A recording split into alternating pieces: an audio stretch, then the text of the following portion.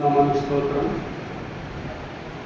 ప్రభు పునరుత్థాన దినములు ఆయన సన్నిధిలో కూర్చున్న మనందరూ దేవుడు దీక్షిస్తాడు. చాలా మంది ఆలస్యం తెలియదు, వారి పనులు కానీ ఈ సంవత్సరం ఈ ఆదివారం కాకుండా ఇంకా ఈ ఆదివారం ఈ సంవత్సరంలో దేవుడు మనకు వేరు చేసిన పనులు ఆయన మనం ఎక్కువ నమ్మకంగా జీవించాలి. చాలామంది ఎందుకు రాలేదు తెలియదు, కానీ ఏ పనున్నా పరిశుద్ధ దినం ఆదివారం దినం ఆయన దేవుడు సెలవిస్తున్నాడు. ఆయన సన్నిధిలో గడపాలి. ఆయన సన్నిధిలో సంపూర్ణ సంతోషం ఉండదని, ఆయన కుడి చేతిలో నుంచి సుఖాలమైన దేవుడు సెలవిస్తున్నాడు. మరి అలాంటి వారిని ఎందుకు మరి జనాలు భావిస్తున్నారని తెలియదు. విశ్వాసాలు అనుకునే వారు, దేవుడి పిల్లలు అనుకునే వారు కూడా మరి అశ్రద్ధ చేస్తున్నారు. అశ్రద్ధ చేయకుండా దేవుడి సన్నిధిలో మనం ఉండాలి. అప్పుడే దేవుడు ఆశీర్వాదం దేవుడు మనం పొందుకోగలం. ఒక పాట పడుతూ ముందుకు సాగుతాము. కుంభరానికి అంటారు అనే పాట. ఈ డిసెంబర్ నెల చిన్నదిగా ప్రపంచంలో క్రిస్మస్ దినాలు జరుగుతున్నాయి. క్రిస్మస్ చేసుకుంటూ ఉన్నారు. క్రిస్మస్ చేసుకుంటాం మంచిదే, కానీ దేవుడిని జ్ఞాపకం చేసుకుంటాం మంచిదే, కానీ మరి ఆయన మన హృదయాల్లో జగ్గింప చేసుకోవాలి. అదే నిజమైన క్రిస్మస్. కుంభరానికి అంటే ఆయన పాల్పడదాము. 635 పాట పుస్తకానికి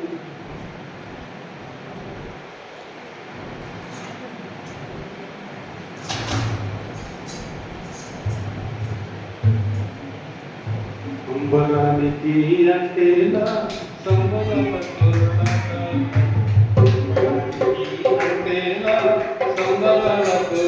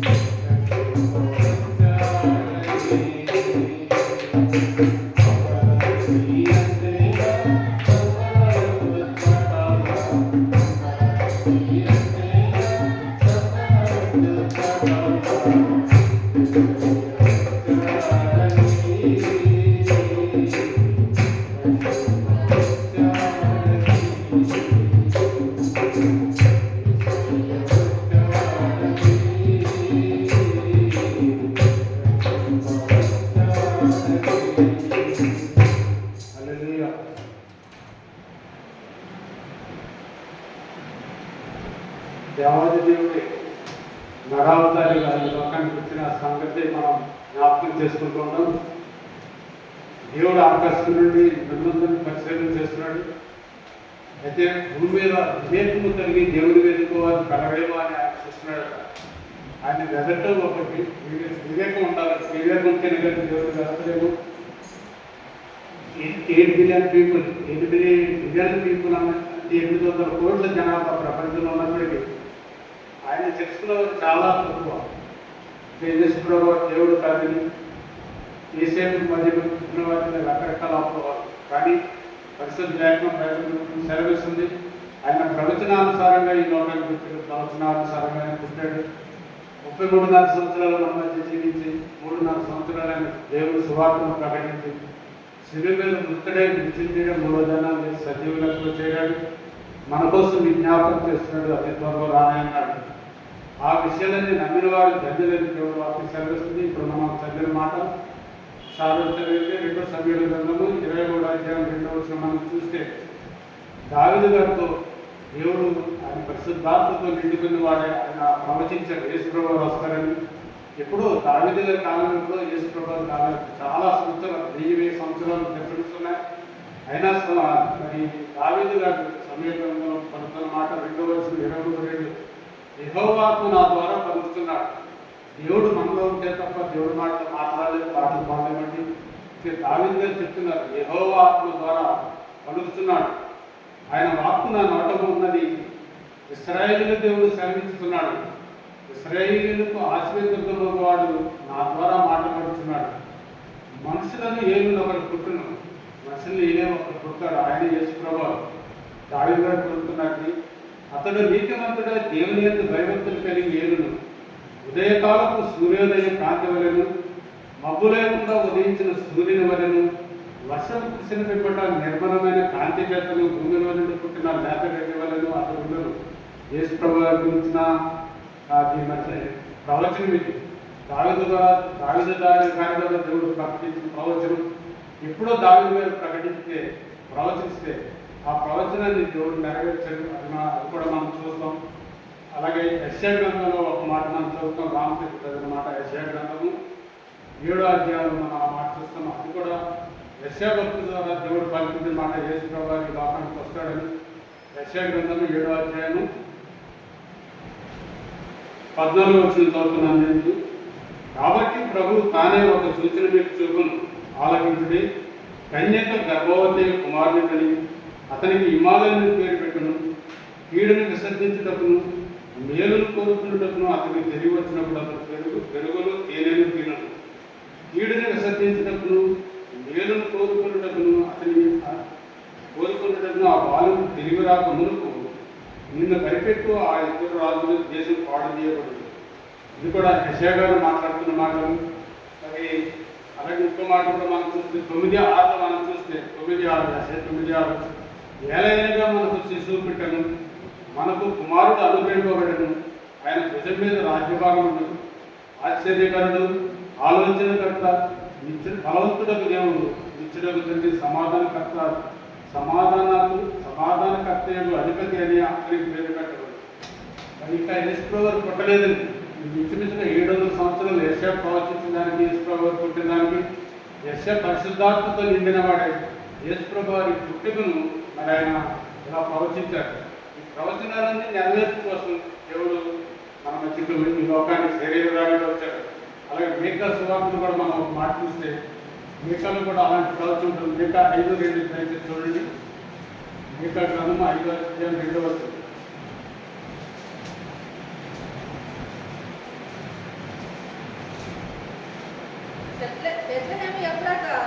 బెత్లెహేము ఎఫ్రాతా యోధా కుటుంబములలో నీవు స్వల్ప గ్రామమైనను నా కొరకు ఇశ్రాయేలీయులు ఎలబోవాడు నీలో నుండి వచ్చును. పురాతన కాలం మొదలుకొని శాశ్వత కాలము ఆయన ప్రత్యక్షమగుచుండెను.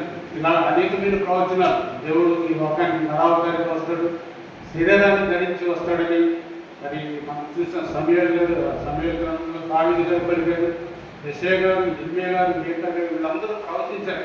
ఆ ప్రవచనాలు నెరవేర్చడం కోసం దేవుడు దేవాది దేవుడు, రాజులకు రాజు, ప్రభులకు ప్రభువైన వాడు, మహాకాశమును పట్టజాలని వాడు మన కోసం ఈ లోకానికి శరీరధారిగా వచ్చాడు. ఆ మాటలు మనం చూడొచ్చు. మరి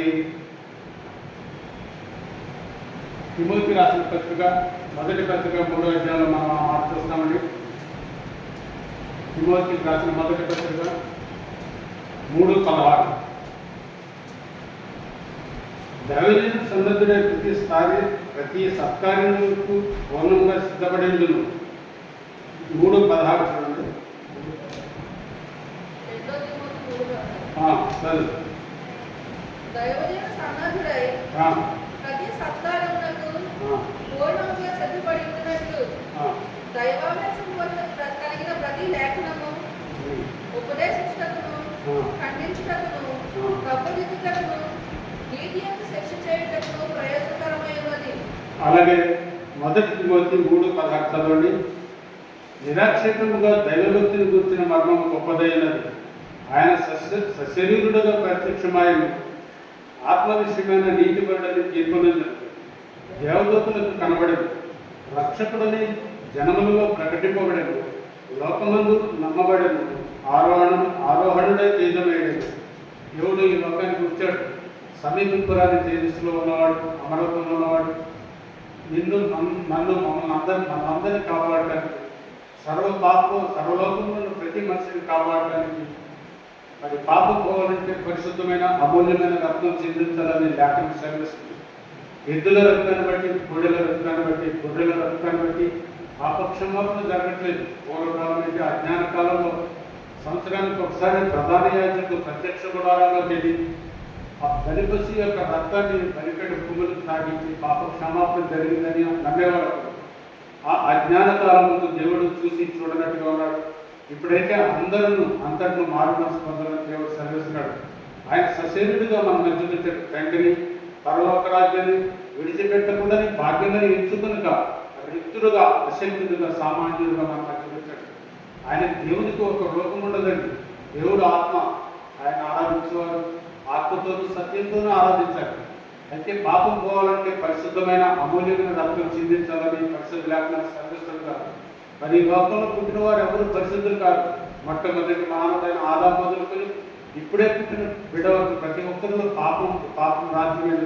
దావీదు గారు చెప్పారు 51 కీర్తనలో, పాపంలోనే నా తల్లి నన్ను గర్భం ధరించింది, పాపంలోనే నేను పుట్టాను, పాపంలోనే జీవిస్తున్నాను ఆయన సెలవిస్తున్నాడు. స్త్రీ పురుష కలయిక వల్ల, మనుష్య బీజం వల్ల పుట్టిన వాడెవడు పరిశుద్ధుడు కాడు. అందుకే దేవాది దేవుడు మరి పురుష సంబంధం లేకుండా కన్యకైన మరియమ్మ గారి గర్భంలో మరి దేవుడుగా యేసుక్రీస్తుగా జన్మించాడు. మనం ఆ మాట చూస్తాం. లూకాసు వార్త ఇప్పుడు మనం చదివిన మాట, దేవదూత గబ్రియలు వచ్చి మరియమ్మ గారికి చెప్తే దయాప్రాప్తురాలని శుభం. చదవండి ఆ మాట. లూకాసు వార్త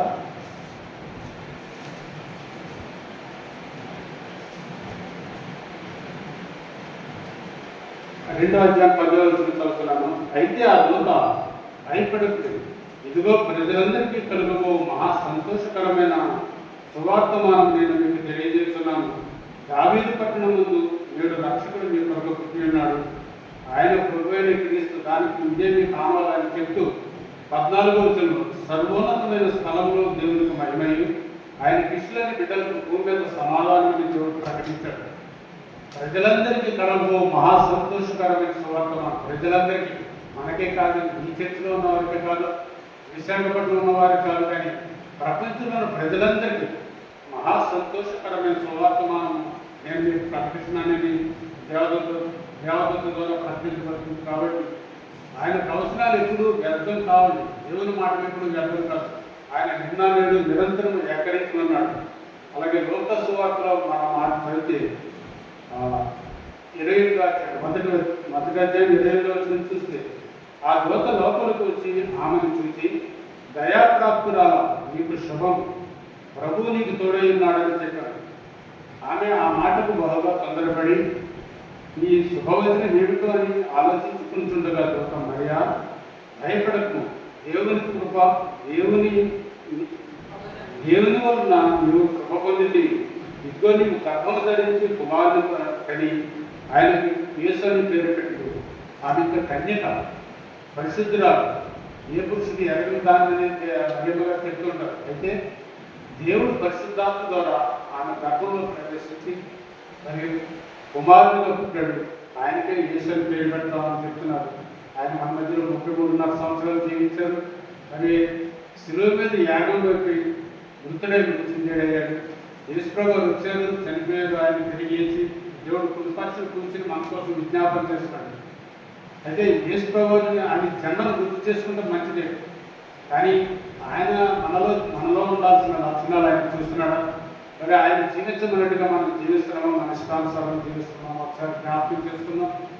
మరి క్రిస్మస్ అంటే పండుగ దినం, ప్రపంచమంతా ఆరాధిస్తుంది, పండుగలు జరుపుకుంటూ ఉంటుంది. కానీ పండుగ జరుపుకోవడం మంచిదే, దేవుడిని జ్ఞాపకం చేసుకోవడం మంచిదే. కానీ దేవుడు ఎవరి హృదయాల్లో ఉంటారో వారి నిజమైన క్రైస్తవులు, దేవుడిని ఎవరు కలిగి ఉంటారో వారికి నిజమైన క్రైస్తవులు. అంటే ఆయన రోజు క్రిస్మస్ కిందే లేక దేవుడు ఆయనలో ఉంటే, మనిషిలో ఉంటే వారికి ఆనందం కలుగుతుంది. కొత్త బట్టలు ధరించుకోవడం, పిండి వంటలు చేసుకోవడం, ఇల్లు డెకరేట్ చేసుకోవడం అన్ని బాగానే ఉన్నాయి. ఇంటి మీద స్టార్ పెట్టుకుంటాం. కానీ మనలో దేవుని నక్షత్రం మనలో ఉందా? దేవుడిని మనం పూజించగలుగుతున్నాం, ఆరాధించగలుగుతున్నామా? యేసు ప్రభు నీలో నాలో జన్మించడానికి ఉదయకాల ప్రశ్న. మరి దేవుడిని నమ్మాలని చెప్పుకుంటూ మన ఇష్టానుసారం జీవిస్తే అది నిజమైన క్రిస్మస్ అవ్వదు. కానీ దేవుడిని కలిగి ఆయన చెప్పినట్టు నడుస్తూ ఉంటే దేవుడు మనలో ఉంటున్నప్పుడు ఆయన నిజమైన క్రిస్మస్. అప్పుడు మత్తయి సువార్తలో మనం చూస్తాం, జ్ఞానం ప్రయాణం చేస్తుండగా నక్షత్రం కనపడుతుంది. తూర్పు దేశం జ్ఞానం వచ్చినప్పుడు ఆ నక్షత్రాన్ని చూసి హేరోదు రాజు దగ్గరికి వెళ్తారు. రాజులుగా పుట్టాడు కదా, ఒక రాజుతో పుట్టాడు కానీ హేరోదు దగ్గరికి వెళ్తే హేరోదు తెలియదు. పండితులందరూ తెలిసి నిధుల రాజు పుట్టినవాడు ఎక్కడ పుట్టాడని చెప్తే యోధా దేశంలో బెత్లెహేములో పుట్టాడని చెప్పినప్పుడు మీరు వెళ్ళి ఆయన పూజించిన తర్వాత నేను వస్తానని ఈ జ్ఞానులు హేరోదు దగ్గరికి వెళ్ళిన దాన్ని బట్టి హేరోదు అసూయతో, ద్వేషంతో, మసలుతో కూడుకొని యేసు ప్రభువుని చంపాలని 2 సంవత్సరాలు అంతకంటే తక్కువ వయసు కలిగిన మగ పిల్లలందరూ సంహరించేస్తాడు. అయితే అంతకుముందే దేవదత్త ద్వారా దేవుడు యేసేపు ప్రత్యక్షపరచబడి మీరు ఐగుప్తుకి పారిపోతున్నప్పుడు ఐగుప్తుకి వెళ్ళిపోతారు. అలా యేసు ప్రభువుని పుట్టక ముందు నుంచి ఆయన చనిపోయే వరకు అన్నీ ఆయన మీద వ్యతిరేకతలే. అయినా ఆయన దేవుడని యూదులు ఇప్పటికీ నమ్మలేదు. పిలాతు గారు సిలువ వేసేటప్పుడు నేను ఈ నీతిమంతుని రక్తానికి నేను నిరపరాధిని, నేను నా బిడ్డలు ఇప్పుడు మరి ఆ పాపంలో పాల్పొందగా నేను చేతులు పడుతున్నప్పుడు యూదులు ఆయన సొంత జనాలే ఆ శాపం మా మీద, మా బిడ్డల మీద ఉంటుంది రాకని వాళ్ళు శపించుకుంటారు. ఆ శాపం నేటి వరకు వారి మీద నిలిచినది.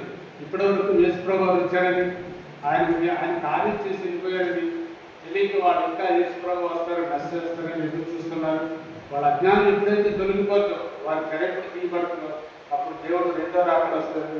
దేవుడు రాకడ బైబిల్ పండిస్తున్న సెలవిస్తున్నారు. కాబట్టి మరి దేవుడు వచ్చాడని కార్యం చేసి వెళ్ళిపోయాడు. కానీ మనం ఆయన చెప్పినట్టుగా మనం నడుస్తున్నామా, ఆయన చెప్పిన రీతిలో మనం ఉంటున్నామా అనేది తెలుసుకుంటూ ముందుకు వెళదాం. కొన్ని దినాల్లో ఈ నెల డిసెంబర్ 15వ తేదీ ఇంకా 16 రోజులు సంవత్సరంలో, అలాగే ఈ నెలలో మిగిలి ఉన్నాయి. కాబట్టి మిగిలిన దినాల్లో మనం మరి ఈ సంవత్సర కాలం అంతా కాచి కాపాడిన దాన్ని బట్టి దేవుడు మనం ఎంత కృతజ్ఞత చెల్లిస్తున్నాము, కృతజ్ఞతగా ఉన్నామనేది మనం తెలుసుకోవాలి. 52 ఆదివారాలు ప్రాణ దినాల్లో ఎన్ని ఆదివారాలు దేవుడి సన్నిధిలో మనం రాకుండా దేవుడిని ఇబ్బంది పెట్టాలని మనం తెలుసుకోవాలి. కాబట్టి ప్రేమను దేవుడి సంబంధంతో మాట్లాడేసి చదవండి. ఫిలిప్పీయులకు రాసిన పత్రిక 2వ అధ్యాయం 4వ వచనం దయచేసి చదవండి. మీలో ప్రతి వాడును తన సొంత కార్యము మాత్రమే కాక ఇతరుల కార్యములను కూడా చూడవలెను. క్రీస్తు యేసునతో కలిగిన ఈ మనసు మీరును కలిగి ఆయన దేవుని స్వరూపము కలవాడైంది. దేవునితో సమానముగా ఉండట విడిచిపెట్టకూడని భాగ్యమని ఎంచుకునలేదు. కానీ మనుష్య కోరికగా పుట్టి దాసుని స్వరూపము ధరించుకొని తను తానే రిక్తులుగా చేసుకున్నది. మరియు ఆయన ఆకారమందు మనుషుడిగా కనబడి మరణం పొందినందుగా, అనగా శిరోమరణం పొందినందుగా విజేత చెందిన వాడి తను తాను తగ్గించుకోలేదు. యేసు ప్రభువు తగ్గింపు ఆయన దేవాది దేవుడండి, రాజులకు రాజు, ప్రభులకు ప్రభుయండి. మన కోసం కేవలం మానవ శరీరాన్ని ధరించి ఈ లోకానికి వచ్చాడు. ఆయన దేవుని స్వరూపము కలిగిన వాడండి. దేవునితో సమానంగా ఉండట విడిచిపెట్టగలిగిన భాగ్యమని ఎంచుకునలేదు. కానీ మనిషిగా కోరికగా పుట్టి, దేవుడు మనిషిగా పుట్టి మన కోసం పుట్టి దాసుని స్వరూపం ధరించుకొని ఒక దాసుడుగా, మరి కూలివాడుగా ఆయన పనిచేశాడు మన మధ్యలో. తను తానే రిక్తులుగా చేసుకున్నాడు. మరియు ఆయన ఆకారములు మనుషునిగా కనబడి మరణం పొందినంతగా, అనగా శిలువ మరణం పొందినంతగా అవి ఇదే చెప్పిన వాడైతే తాను తగ్గించుకున్నాడు. మనం పాటలు పడుతుంటాం, ఆయన సమీపింపరాని తేజస్సులో అమరత్వంలో ఉన్నవాడు. సమీపింపరాని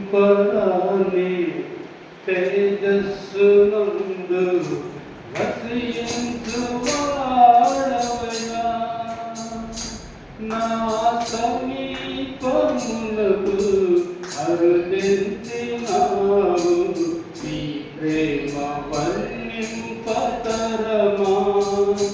నా సమీపమునకు అరుదించినావు, నీ ప్రేమ వర్ణింపతరమా. యేసయ్యా, నీ ప్రేమంత బలమైనది. యేసయ్యా, నీ కృప ఎంత విలువైనది. యేసయ్యా, నీ ప్రేమంత బలమైనది. యేసయ్యా, నీ కృప ఎంత విలువైనది. సమీపింపరాని తేజస్సులో నీవు వసించువాడవయ్యా, నా సమీపమునకు అరుదించినావు, నీ ప్రేమ వర్ణింపతరమా. హల్లెలూయా.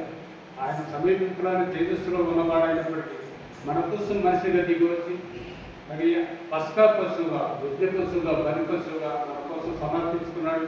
ఆయన ఆఖరి రక్త చుట్టు వరకు మన కోసం చెల్లించి శిలువలో మృతుడై వచ్చింది అయినవాడు, త్వరలో రానైనవాడు. అయితే ఇది గొప్పకాలం. ఆయన ఇంకా నా బిడ్డలు మారుతారు, ఇంకా నన్ను తెలుసుకుంటారు, నా ఇష్ట ప్రకారం నడుస్తారని ఆయన దీర్ఘశాంతం వహిస్తున్నారు. ఆయన దీర్ఘశాంతాన్ని మనం ఆసరాలు తీసుకుని మన ఇష్టానుసారం జీవించుకుందాం. దేవుడు మనకు చెప్పినట్టుగా మనం నడిస్తే మనం జీవనం చూస్తాం, ఆశీర్వాదం చూస్తాం. క్రిస్మస్లు వస్తూ ఉంటే వెళ్ళిపోతూ ఉంటాయి, కానీ మనలో ఎంత మార్పు ఉందన్నది దేవుడు చూస్తున్నాడు. కాబట్టి నిజమైన మారు మనసు కలిగి దేవునికి నిజమైన ఇష్టడని బిడ్డలుగా, నిజమైన బిడ్డలుగా మనం జీవిస్తే అదే నిజమైన క్రిస్మస్. మనం అన్నీ చేయాలి, క్రిస్మస్ చేసుకోవాలి, పండుగలు చేసుకోవాలి, కొత్త బట్టలు ధరించాలి, డెకరేట్ చేసుకోవాలి, అన్నీ చేయాలి. కానీ ముందు దేవుడిని మనలో ఉంచుకోవాలి, అదే నిజమైన క్రిస్మస్. ఎవరి మనసులో, ఎవరి హృదయంలో దేవుడు నిజంగా ఉంటాడో వారే నిజమైన క్రైస్తవులు, వారు నిజమైన క్రీస్తును ఆరాధిస్తున్న వారిని మనం తెలుసుకుందాం. ఒక మాట చెప్పి నేను ముగిస్తాను. ఒక చిన్న బాబుకి బర్త్డే చేయడానికి పార్టీకి అందరూ పిలుస్తారటండి. వచ్చినప్పుడు బాబుకి అందరూ గిఫ్ట్లు ఇస్తారు, బర్త్డే గిఫ్ట్లు ఇస్తారు కదండి, అన్ని బహుమానాలు ఇస్తారు. అయితే బాబుని ఖర్చుకుంటే అందరూ పూర్తి చేసుకొస్తారు. ఆ బాబుని ఇవాళ పడుకుని పెడతారు. ఫస్ట్ బర్త్డే జరుగుతుంటుంది. అది అయితే ఈ లోపలికి వచ్చిన తర్వాత ఒక్కొక్కసి ఒక్కొక్క కోట్ ఇస్తూ ఉంటాడు. అది స్టాండర్డ్ దాని మీద కూటేస్తూ ఉంటాడు, మొత్తం వేస్తాడు. అలా అందరూ వేసి ఆ బాబు మీద మొత్తం కోట్లన్నీ వేసేస్తాడు. ఆ బాబు ఉక్కుని దగ్గర తిరిగి చచ్చిపోతాడు. చివరికి బాగా చూస్తే లాస్ట్గా ఉద్యాల్లో చనిపోయి ఉంటాడు. వేసుకోవాలి. మనం కూడా అలాగే మాట చేస్తున్నామేమో, చంపేస్తున్నామని ఏ దినం కాదని ఇస్కరియు యూదా 3.5 సంవత్సరాలు దేవుడితో ఉండి ఆయన చేసిన అద్భుతాలు చూసి ఆయన కోశాడు. కానీ డబ్బులు సైతం ఆయన దగ్గర పెట్టుకున్నవాడు యేసు ప్రభువుని అప్పగించాడు. మనం కూడా ఒక్కడ యేసు ప్రభువుని అప్పగించే వాళ్ళ ఉన్నాము. ఆ బాబులాగా క్రిస్మస్ పాటలు పాడుతున్నాము, క్రిస్మస్ క్యాండిల్స్ వెలిగిస్తున్నాము, డెకరేట్ చేస్తున్నాం, అన్నీ చేస్తున్నాం. కానీ అసలు క్రీస్తు మన మధ్య ఉన్నాడు. ఇంటిపైన స్టార్ ఉంటుంది, ఇంట్లో మరి దేవుడు ఉంటారు. చాలామంది ఇంటిపైన స్టార్ పెట్టుకుని ఇంట్లో బాగా పెట్టుకునే వాళ్ళు ఉంటారు. అలాంటి పరిస్థితులు మనలో ఉండకుండా యథార్థమైన మనసుతో, నమ్మకమైన మనసుతో క్రీస్తుని ఆరాధించేవారుగా, స్థుతించేవారుగా, ఆయన పీరియడ్గా మనం ఉండాలని దేవుడు కోరుకున్నాడు. మరికొద్ది దినాల్లో ఈ సంవత్సరం గతించిపోతుంది. క్రిస్మస్ అనేది డిసెంబర్ 25 కాదండి. అది బైబిల్ ఎక్కడ రాయబడలేదు, కానీ పెద్దలందరూ అది నిర్ణయం ప్రకారం చేస్తున్నారు. కానీ క్రిస్మస్ చేసుకోవడం మంచిదే, దేవుడిని ఆరాధించడం మంచిదే. కానీ అదే రోజు ఆరాధించాలి కాదు. కానీ ఎప్పుడు దేవుడు మన మనసులో ఉంచుకొని మనం స్థుతిస్తూ, ఆరాధిస్తూ, ఆయన కనపరుస్తూ, ఆయన హెచ్చిస్తూ మనం తగ్గవలసినది. దేవుడు తను తాను తగ్గించుకుని పరలోకాన్ని విడిచిపెట్టి మన కోసం వచ్చాడు. మన దేవుడి కోసం మనం ఏం చేస్తున్నాం అనేది ఉదయకాలంలో దేవుడు మనం అడుగుతున్న ప్రశ్న. మరి ఆయనలో నమ్మకంగా యథార్థంగా ఉంటున్నామా, లేదా మన ఇష్టానుసారం జీవిస్తున్నామా తెలుసుకుని దేవుడిని సంతోషపెట్టేవారిగా మనం ఉండాలి. దుఃఖ పెట్టేవారుగా, ఆయాస పెట్టేవారిగా ఉండకూడదు. ఇప్పటికీ ఆయన రాయలు నీటి వారు అనేకులు ఉన్నారు. మనం అలా ఉండకుండా దేవుని సంతోషపెట్టే జీవితాన్ని మనం కలిగి ఉందాం. దేవుని ఆనందపరుద్దాం, మనం ఆనందంగా ఉందాం. దేశ ప్రసిద్ధ మాటను దీవించగలరు.